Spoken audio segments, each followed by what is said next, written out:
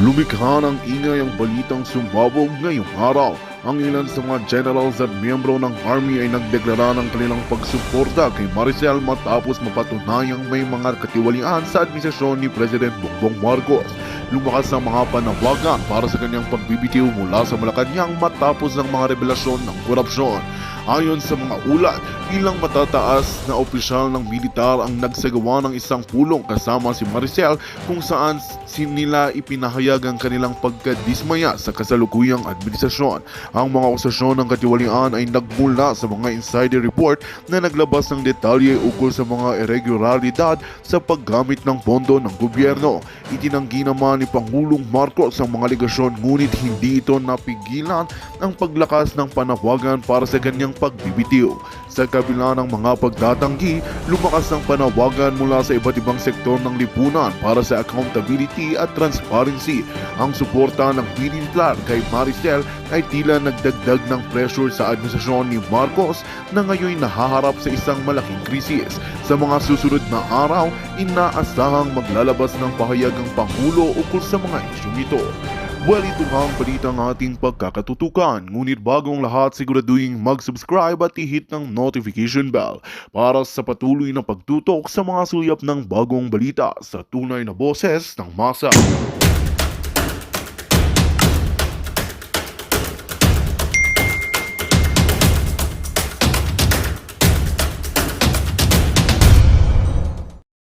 Actors na nagpapanggap na nanay kunyari ng minor de edad na hindi naman nila anak yon. Irereklamo itong sinegosyante pero lahat framed. Tapos sinegosyante dahil takot na mabitay, magbibigay kay Kumar sa mga tiwali sa NBI, sa CIDG, jutang ginimis niya. Takot kayo, baka kasabwat kayo. Kaya ba si Kumar nakapagbigay ng 30 million ba binigay ni Kumar? Con artist, Martha Cesar, thank you. Yan ba ang binigay kay Marcos Jr. campaign fund galing kay Kumar sa ipag-extort mismo sa kapwa niyang mga Indian national? Kaya ayaw niyong ipatawag? Tangin ng mafia ang gobyerno niyo, mga kababayan. Get out from your house! Speak up! Or else, bibiktimahin kayo ni Jinggoy, ni Escudero, ni si Zubiri, nag-speech na ang bruho. Okay? Ay, kasama si Kumar. Kasama ka sa UN. Lahat kayo. Alam nyo, kayo mga senador, kayo, hindi ako sisigaw. Mabaho pa kayo sa taing bulok. Kayong kasabwat. Kasama si Lisa, si Marcos. Mabaho pa kayo sa pinakamabaho sa lahat ng pagtataksil nyo sa taong bayan. Ipinakita nyo ngayong araw na kung walang kamera, tinagtad nyo na o baka ginurgor nyo na si Morales, ginang-up nyo pati si Bato, Senator Bato. Alam mo, na-realize ko, Senator Bato, kahit ganun-ganun na si Senator Bato na minsan, yun nga, nung nakaraan, nagalit sa akin, pero makikita mo yung somehow, Senator Bato, sana wag mo akong biguin, na ito yung pinakamabuting tao doon. Pilit ka nilang nilalason yung inyong isipan. But I am so proud of you, believe me. Ako, bunganga ko lang dito, ngangabels ko to, Senator Bato. Yung ngangabels ko, ako naman nagpapasensya pag nagdadadakdak ako. Pero ipinakita mo sa taong bayan na pinanindigan mo. Huwag mo kaming biguin. Huwag ka magpabuli. Sabi ko, iyan na lang ang kapangyarihan mo. You are the most powerful. Kahit presidenteng bangag, hindi kanya kayang pigilan kung anong gusto niyo mong ipatawag. Di ba? Yan, mga palangga. Ngayon, ano pa yung mga pinag-uusapan doon? Okay? Sabi ni Z, bakit yung hilera ni General Santiago, Picoy Santiago, parang Santiago, at Atty. Lacanilaw may langaw na palipad-lipad? Ano ba ang nilalapitan ng langaw? Di tae! Sorry, I don't use that word, pero bagay kasi sa kanila yung palangga. Joe. Ngayon, mga kababayan, pilit na intimidate, okay? Pinagtutulungan si Morales, pero pinakita pa rin ng Morales na talagang dapat ay Mariraid si Marcos Jr. dahil nga sumisingot ng white powdery substance dito sa confidential informant.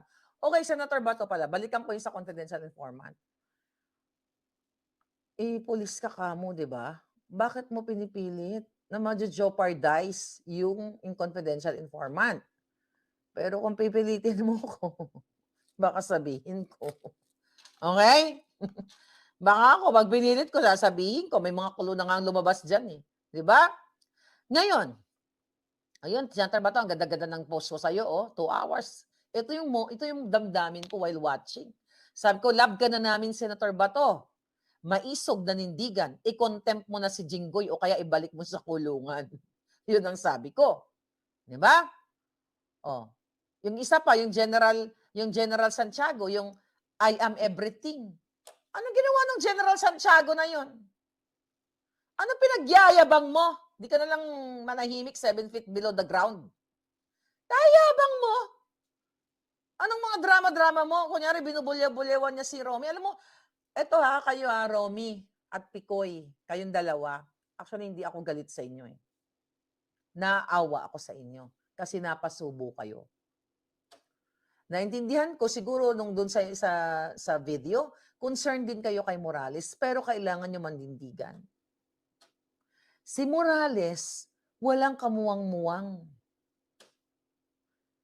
Kasalanan ko ba to dahil sa akin nagsimula lahat? Ilang beses na bangit yung Panginoon? No.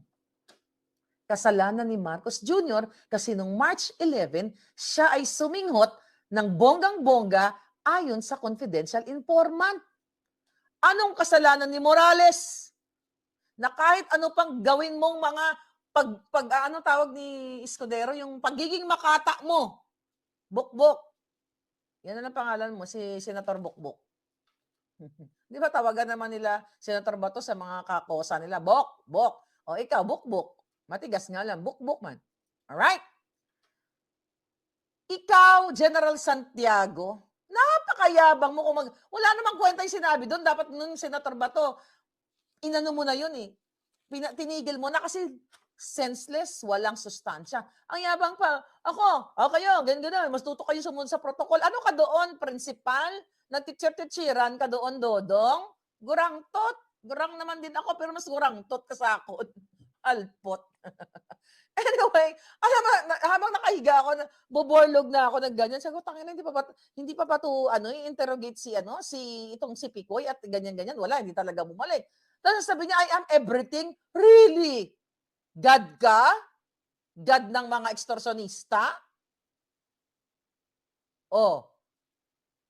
Mga kababayan, ulyanin na, Viva USA, yun lang din napansin ko. Parang, yung takdak, na sinasabi si Kakdak, ito yung mga, mag-comment kayo dyan pala, you help me kung ano mga pinaka-most shining moments, o kaya yung mga dark moments nila.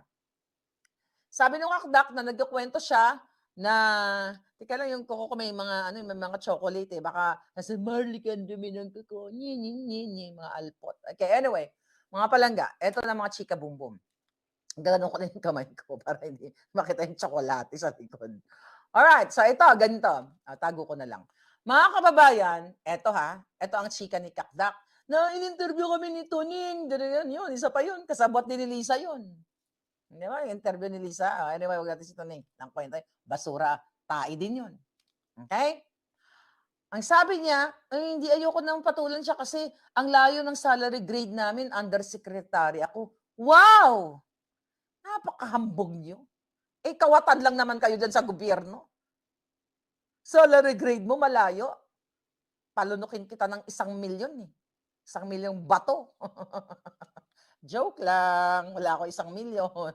1 milyong bato. Hindi ko tinapos, sabi ni Lolit. Yung taga St. Luke's, thank you, Solid Marlican ako. Nakalagay yan dito. Okay. Yung taga St. Luke's na, nagperma na doktor. Doon pa lang, pinalayas na rin. Senator Bato, hindi ko naman, pero kasi, in fairness kay Senator Bato, wala naman siyang, hindi naman siya doktor or may medical background siya, wala naman siyang ganon. So, maintindihan mo. Pero dapat mayroon doon na professional, knowledgeable to counter doon sa doktor. Kasi huling-huli na sinasabi na ang ipinili daw ni Marcos Jr. na ipatest, ipapulburon test is yung favorite niya lang na kokokokokok o pupupulburon. Kaya nga, doon natuwa din ako sa iyo doon, Senator Bato, na yung mga nagpupulburon test, yung mag-apply sa trabaho, kukuha ng driver's license, hindi naman namimili.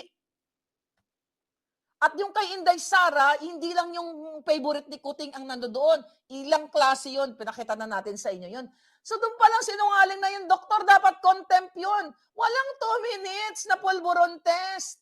Na sinasabi niya parang pregnancy test. Kung meron sanang matino doon na doktor, sana nag-i-invite kasi kayo ng mga ito ha, Senator Bato ha. Hindi man ako nagdududungan ha. You know? I'm not telling you what to do. Pero as a commentator, kapag ganyan, nag-i-invite kayo ng independent doctors. Well, in the Philippines, there's no such thing as independent. Kapag binangbangbang ni Lisa o tinutukan para magsinungaling. Pero dapat may independent na doktor o scientifico pagdating sa usapin na yan para i-cross-exam o i-verify kung ito bang si doktor ay tama. Wala nga nagtanong kasi wala namang alam si ano. Wala namang alam talaga si Senator Bato in terms of medical procedure. Amy C., little help for Mr. Morales. I'm always praying for all your safety din po. Ako makatulog, worry din ako kay Mr. Morales. Kawawa talaga ang bansa natin. Sana nga si Senator Bato hindi magpatinag. Correct, Amy C. Kapag ganon, dapat nagpapatawag kayo ng eksperto. Sino magko-cross-exam doon sa doktorang sinungaling? Kitang-kita naman na si Marcos Jr. daw ang namili. Oh, pwede? Dahil siya ay Marcos, mamimili siya kung ano lang ang drogay, gamitin ko yung word ni Sas, ang drogay na ititest niya, pwede ba yun? Hindi, lahat kayo dyan, mga palangga, mamili na lang kayo. I don't know kung anong process dyan sa sa 79 Olympic style drogay test dapat. Hindi na nga naputol kasi sabi ni Senator Bato, na kaya pinag-uusapan kung tama yung pagkaalala ko na they're doing that of course in aid of legislation para next na makagawa sila ng batas para i-drogate test nga itong mga mga sindikato sa gobyerno o yung mga tatakbo bago sila tumakbo o kumandidato. Pero pinaliwanag ni Bukbuk doon, I don't know, hindi ko pa naman na-check kung totoo yung pinagsasabi niya kasi sinungaling na ayaw daw payagan ng Korte Suprema yung ganong law. Kaya nga dapat yun, Senator Bato, ipinush mo. Mali mo nagsisinungaling lang si Escudero dahil kasama niya si Kumar sa picture. Siyempre, at sa kanya si Kuting, pinagbibinangan niya o baka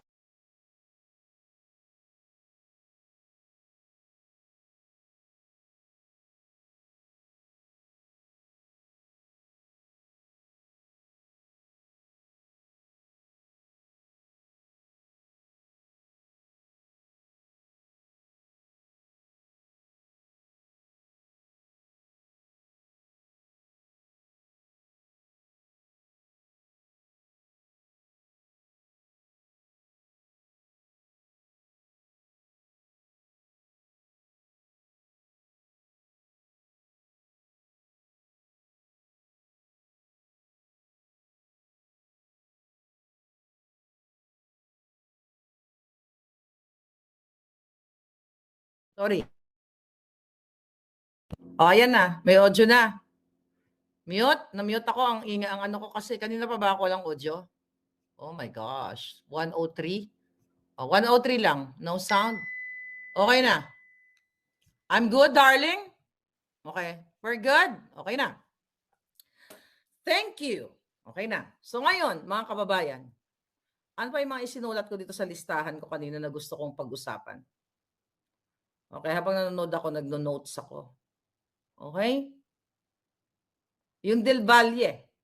Okay? Ang haba-haba ng dinakdak, inulit na naman, na sinabi na naman niya, binarnangan ni Bato doon yung dokumento na pinakita na naman na walang control number. Para lang linlangin niyo yung taong bayan, hindi kayo nakikinig. Ikaw, Del Valle, kasinungalingan. Diba? Drama-drama nila doon. Oh, sabi nga ni Senator Bukbuk, tawagin niyo sa Senator Bukbuk from now on. Sabi ni Senator Bukbuk, ay, magpakilay ka na Hindi na pantay yung kilay mo. Sabi, Mapakilay ka na. Namimiss na namin yung ano mo, yung kilay mong ano, markado. Okay? Na sinasabi niya na doon sa presentation ni Del Valle, mga kababayan, ay hanggang hindi tinatanggap ng PDEA, hindi pa official yan. Ibig sabihin, walang control number. It's all ka-jotahan. Okay? Chino Mirabueno, thank you. Oh, sabi ni Bicol Oragon, sino daw si Senator Bokbok? Sagutin nyo yung mga kanina pa dyan.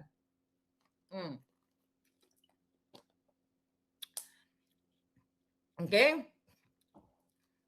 Ang dami-daming drama ni Escudero kanina. Pero obviously, mga kababayan, talagang gusto nilang what? Okay. Okay, mapadrag test tayo sa St. Tox 45. Oh, pwede pa daw, mga 45, 45 minutes, pwede daw. Alright? Sabi ni Clyde, medyo nahinaan pa na kay Bato. In-intimidate nga siya. Pasalamat pa rin tayo kay Senator Bato. Huwag natin siya awayin. Itong bukbuk ang awayin natin, ha? Dahil si Senator Bato, nakita nyo ginang-up din siya. Okay? Sila bukbuk na lang. At si Jokling. Si Senator Jokling, si Senator Bukbuk, pinanay sila ng pangalan. Kilala niyo na si Senator Jokling. Si Senator Bukbuk, yung isa sino? Wala akong maisip yung isa. Sige, pag-iisipan ko muna. Okay? Kung ano yung isa. Bakit pinasibat agad ni Jinggoy ang taga St. Luke's? Exactly my point. Bakit niya pinasibat? Ayaw niya nang madiin si Marcos Jr. kasi dapat yun kung mayroong medical background ang nagtatanong o may professional doon na doktor na nag-undergo, okay, nitong testing kit na ito na sinasabi niya. Kasi, hindi naman ako nagpa-drugate test, okay? Yung akin lang yung COVID test, di ba? Yun lang yung sa atin. Pero hindi 2 minutes. More than 2 minutes. Di ba? Hindi 2 minutes ito. But anyway, hindi ko ma-compare kasi hindi naman ako nag-drug eh. Hindi pa naman, no, in fairness, hindi naman ako nagpa-drugate test. Di ba?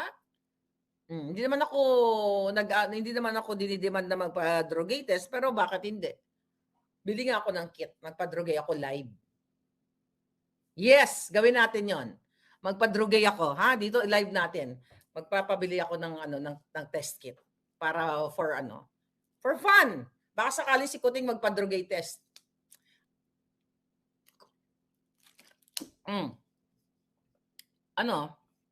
Shut yung isa, mute. Naka-mute pala yung isa, kanina pa ako, nakakaloka. Ano ba nangyayari, ha? Na ba tayo? Na-intercept na ba tayo? Ha? Okay, kanina pa walang sound. Okay, pregnancy test. May sound ba ako, mga palangginging? Okay, may sound na tayo. Okay, kanina pa ako dak-dak ng dak-dak. Ito si Lisa, kahit saan, nandiyan tayo yung demonyang yan. Okay. So yung mga resource person nila, sila Del Valle, okay? Wala silang kwenta kasi obviously, pinagtatakpan talaga nila si Marcos Jr. Pero na siya makawala sa taong bayan, na siya ay pulburon. Una, sinabi, ang umpisa nung nilabas ko, ang papel, naglabas ka agad ang PDEA na ito ay AI. Kaso lumabas si Morales na pinanindigan niya na siya ang pumirma. So nawala na yung AI. So ngayon, dahil andyan na ang testigo na siya ang nagpumirma niyan, ang gagawin na, sisirain na naman nila. Pinalabas ng CCTV, nung hindi pa nilabas hindi pa, nung blurred pa lang, ang sabi ng mga alipores ng mga jotok sa Malacanang, ito ay what? AI. Or gawa-gawa, edited. Ay, nako Marcos Jr., konting kembot ka na lang. Sasalugsugin na namin yung buli mo. At nang mawala ka na. Okay? Pa-check nga dyan kung may video. May video ba mga hitad? Itong mga nagko-comment na to, ini-etchos lang ako nito. Sige, etchosin nyo ako. Kakain ako ng candy. Anyway, mga palangga. Meron sound? Nagurgor ang FB? Bakit? What the heck? Okay? Meron naman. 700 yung nanonood sa Buljakan. 20,000 dito sa ating kabilang channel. Across social media. 21,000. Okay. Now, what else? Doon mo makikita na talagang itong gobyerno natin, okay, ano pinagsasabi ko? Pero alam mo, winner talaga si Jonathan Morales. Marami akong gusto itanong kay Jonathan Morales, pero kasi mukhang pagod na yun eh. Pero alam mo, naaalarma ni si Marcos Jr. Ngayon, babantayan natin to kasi plano nila, gagawa nila baka tamnan ng kaso o kung ano, ipapaano nila si Jonathan Morales kasi hinubara na, imagine mo lahat kayo nandoon, okay? Lahat kayo nandoon mga palangga. Kaya naman, si Lisa ay gigil na. Kaya next hearing, si Kumar, baka magsakit-sakitan na naman yon. Si Ochoa nagsakit-sakitan na naman. Senator Bato, kailangan magpaliwanag si Ochoa. Baka meron pang ilalabas si Morales. Kasi pag hindi nyo yan, pag pinigil nyo, kasi ganito yan, Senator Bato hindi ko yata natapos yung explanation ko kanina. Ang sabi mo, bakit dito pinalabas ni Morales, di ba? Ang sabi ko nga, para baka hindi nyo ipalabas at hindi kayo nagbigay ng supina sa kanya. May nakarating kasi sa akin, okay, na mga chika-chika boom boom. Di ba ang sabi na ko, ano yan, yung CCTV, data privacy, dadadadadada. Kaya nga tinakpan ni Morales yung binlearn niya. Para ma-avoid niya yun. Yung batas kung may ma-avoid man siya. At I believe meron siyang mga abogado. Kasi kung merong supina, ito matanong to sa mga abogado, kung merong supina na si Morales para dun sa video na yon, malamang hindi niya pinlay yun. Dito, kasi sinupinahan na siya Kaso wala kayong supina. Nalulusutan kayo ng mga matatalino. Right? May lawyer ba dito? Okay? Ba't ko alam yan? Kasi tinanong ko sa lawyer. Tanong ko kay Atty. Glenn Chong. Okay? O, di ba? Kung walang supina, tsaka dinanong ko sa mga puting ahas ko na mga magagaling. Sabi ko nang gano'n, hindi ba machuchuba si dun? Hindi ba machuchuba? Pinalabas na yung yung blurred na ganyan. Kasi nawindang ako. Sabi ko kay Atty. Hindi ba siya matotrouble doon? Hindi, sabi niya na gano'n. Kung hindi naman siya sinupinahan, hindi siya matotrouble. Kaya si Morales, okay? Kaya walang supina sa video. Hindi. Gamit-gamit mga utak Okay? Yan, gamitin nyo. Dapat mag-ano tayo dito. Kung abogado lang ako, bigyan ko kayo ng training. Kaso hindi ako abogado. Abogado lang ako. Ulitin ko lang palangga. Walang supina sa video ni Morales na CCTV. Ang mga lawyer magsasalita yan dito kung meron dyan. Okay, lawyer daw si Roberto. Di ba, sir? Walang ginawang supina ang Senado, ang Committee on Public Order na sa nilabas kong video dito sa channel ko. Okay? Ngayon, nung inilabas yan ni Morales, mga palangga, alam niya ang batas for sure. Kaya, bingo na naman ang mga hitad. Okay?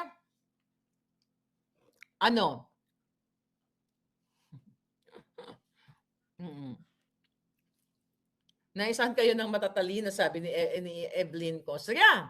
Mga bobo na mga doon Wala lang alam na gusto ni Jinggoy. Ganun, kulang na lang mag-boxing. Tayo kaya mag-boxing, Jinggoy. Alam mo, sa totoo lang, nakakaawa Pilipinas. Nakakaawa ang Pilipinas dahil unang-una, meron tayong bangag na presidente na sumisinghot ng white powdery substance. Meron tayong bartek na first lady na kidnapper, smuggler, extortionista, lahat. Kabilib-bilib din yung kaibigan ni Morales. Alam mo, yung Romy, ano ba sinabi ng Romy? Umamin siya Alam mo, ako naawa talaga ako sa tatlong yun. Pero itong itong si Picoy. Hoy, Picoy, gusto mong pitikin ko yung pitoy mo? Picoy? Pitikin ko yung pitoy mo Grabe, nakakahiya ka sa mga anak mo. Pero naintindihan kita kasi baka gugurgurin. Alam mo, sa totoo lang, baka gurgurin eh. Pero alam na natin, pag ginurgur si Picoy, wala nang ibang gugurgur doon kundi si Lisa at saka si Marcos at saka si Kumar. Yung mga pamilya ni Picoy, kung nanonood kayo, ni Eric Santiago, ako po, hindi ako galit sa inyo. Nag-aalala ako sa inyong pamilya, sa inyong, the same thing na pag-aalala ko kay Morales at dito kay Romy. Kayo ay mga biktima. Prince Lloyd, thank you palaga. Kayo ay mga biktima. At itong si Romy nasa DOJ pa. Itong Picoy wala na, di ba? Wala na sa service. Kawawa kayo. Diyos ko, nagpapalupig kayo kay Lisa. Yung addictus na yan, yung Bartek na yan. Di ba? Ang hiningan yan, ang giningan yan, julok na. Lalaging lusing, para umaalingasaw sa pores niyan is Bartek. Uy, men and women in uniform, kailan kayo magsispeak up? Kailan nyo ipagtatanggol ang bayan? Wala man lang, sana mayroong mga volunteers sa inyo, suportahan si Morales. Suportahan nyo rin si Picoy at saka si Romy kasi napasubo. In fairness. Unless lang nasuportado sila ni Lisa at tinuruan sila magsinungaling. Wala na tayong problema dyan. Pero more on Morales. Kahit anong intimidation, pangaharas ni Jinggoy, more on Jinggoy at Escudero. Kay Morales, patinag yung tao, nasuplak pa nga si Jinggoy. Basura si Jinggoy. Napakabasura mo. Sasabihin mo, wala pakialam si Morales sa kaso mo. My God. Pinatanggal pa na niya. Di ba, hindi naman matatanggal yan dito. Hindi yan yung, I don't know kung yung ulat ng media, pero nakuha nyo na yung record. Hanggat nabubuhay tayo, i-save natin, paulit-ulitin natin tuwing eleksyon. O tuwing araw-araw. Ganun talaga. Proud convicted daw, sabi ni Weedy Kalingsan. Ano ba yung mga na-notice ninyo doon sa 5 minutes na yon? 5 minutes? 5 hours na yon. Kulang kayo. Okay? Yung kasi, may nagtimbre sa akin. Yung isa kasi sa confidential informant, di ba parang sinabi ko na yata, tegi na. Tegi na. Sa isa sa confidential informant na tegi. Baka nag-i-enjoy pa rin ng pulburon hanggang ngayon. Sa langit. Di ba? Kapag nag-ano ka ng pulburon, nasa langit. Kaya nga sabi ko, ng isang gabi, magtanong tayo kay Gloria Diaz. At siya yung anak niya. Sino yung anak niya? Yung Daza. Tanong natin. Baka may alam sila. Tanong natin. Baka marami silang mga ebidensya. O tanong natin. You know what I mean? Mga kababayan. Grabe, ano? Ganito kababo yung gobyerno ninyo. Ganito sila. Ganito kayo, araw-araw, ang Malacanang, party here, party there, tapos martial law, papategi yung mga Facebook natin, 'di ba? Dahil daw tinitira natin ang mga ang mga sindikato sa gobyerno. Niyuyurakan ng ating freedom of speech, Isabel Daza, sabi ni Bruce. Tanong natin, baka marami siyang picture kay daddy niya. Tanong natin kay Isabel Daza ng bonggang-bongga. Baka nasa kanya ibang ebidensya. Okay? Balisa si Jinggoy kaya dinadaan sa galit. Si Nico Seteng, di ba nagsalita? Sabi ni Gina Oligo, nga no, si Nico Seteng kaya patawag natin. May nakakalala ba kay Nico Seteng? Pa-interview natin si Madam. Madam, I salute you. Alam mo, talagang dapat nakinig kami sa iyo eh.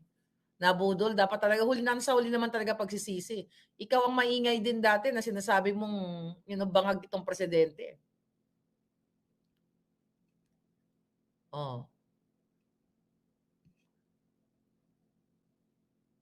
Sabi ni Mel Cordova, Maharlika, yung presenter kanya sila yung naupo sa panahon ni Pinoy. Mismo nanggaling sa bibig niya na nag-resign siya, na naupo si Tatay Digo. Ngayon si Marcos bumalik sila, balik sindikato. Si Kakdak, may posisyon pa ba siya? Parang niya, yung Kakdak, yung walang kwenta. Close friend ni Marcos Jr. ang tatay ni Isabel, sabi ni Con Palacios. Baka nga siya baka nga, kasi sabi sa akin ng ating informante, Magandang balita ang hatid namin sa inyo ngayong araw. Sa pagtatapos ng aming balitaan, nagbigay kami ng mga mahalagang impormasyon. Maraming salamat sa pagtutok at pagsuporta sa aming programa.